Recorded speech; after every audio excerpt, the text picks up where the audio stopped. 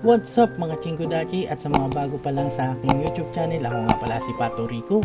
So before we start, make sure na naka-like, subscribe, and hit the notification bell na kayo. So each ni sa stato.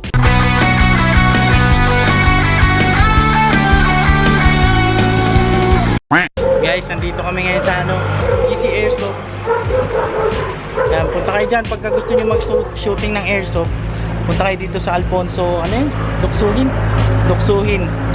Ngayon kasama ko si Kuya Jun. Ang tag dito, magaling yan sa totoong baril eh. Kaya kasama ako dito.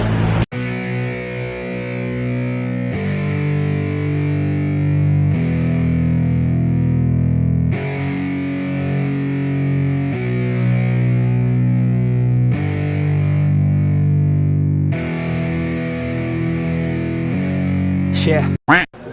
At yun na nga guys, sinubukan ko na nga gamitin ng kanilang pistol.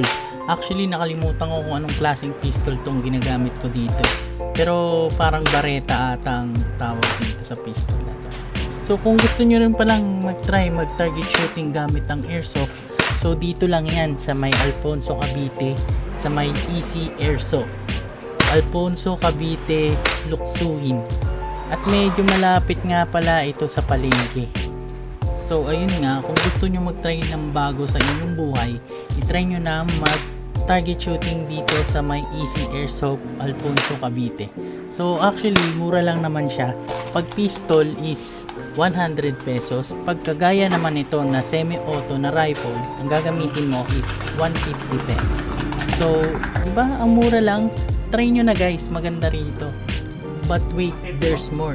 Pwede rin kayong bumili ng iba't ibang klase ng airsoft. May mga pistol, may mga semi-auto, may mga SMG, at meron din mga sniper. So, pwedeng bumili rin kayo dito. At kagaya nung nakita nyo sa montage, yun ang pwede nyo mga mabili dito. At meron din iba't ibang klase ng accessory para sa mga airsoft nyo. Actually, gusto ko nga sanang bumili ng Glock na pistol at SMG na MP5. At bala ko rin sana lagyan ng accessory ang MP5 ng silencer na may smoker at flash. At yung sa Glock naman ay as is lang kasi maganda naman na talaga yung Glock na baril para sa akin. Pero hindi pa ako makakabili dahil kulang pa ang budget ko.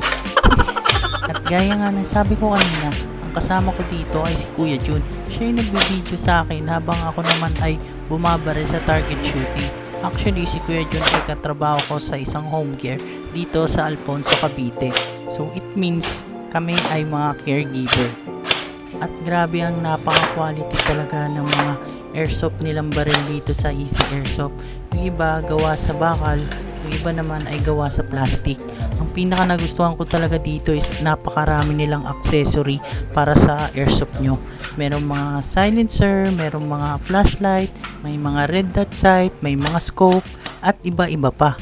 So kung nagbabalak na kayong bumili ng airsoft at malapit lang kayo sa Alfonso Cavite, dito na kayo bumili sa Easy Airsoft. At marami kayong choices ng iba't ibang klase ng airsoft. O di ba, may libre silang advertiser.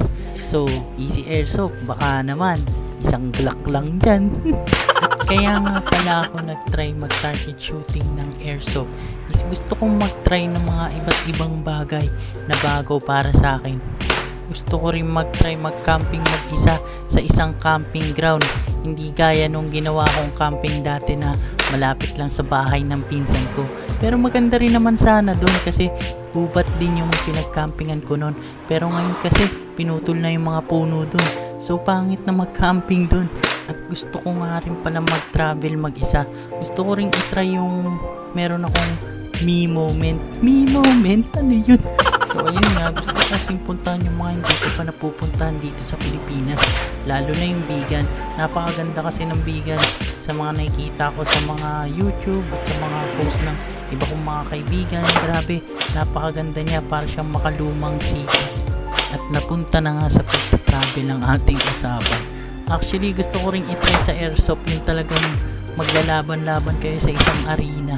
Meron kasi akong isang kaibigan dati na classmate ko dati sa Pasay nung high school ako na nag-airsoft na rin siya, na nasa arena at nakikipagbarilan sa ibang players. At yun nga ang gusto kong maitry na bago ulit, which is ang makipagbarilan sa isang airsoft arena. So that's all for today.